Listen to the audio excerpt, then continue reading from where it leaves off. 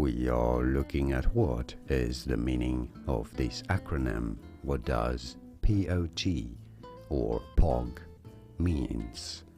This is used in texting, messaging, chatting, but especially around gaming, in streaming, especially on thuash.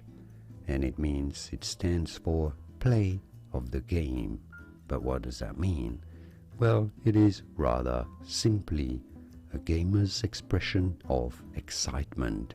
So someone's doing something great while gaming, you're excited about it, well, you can say play of the game or POG or POG, POG. And now you know. More videos here on how to pronounce more interesting and what those acronyms mean. Interesting stuff there that many get confused by. You won't anymore after watching those. I'll see you there to learn more. Thanks for watching.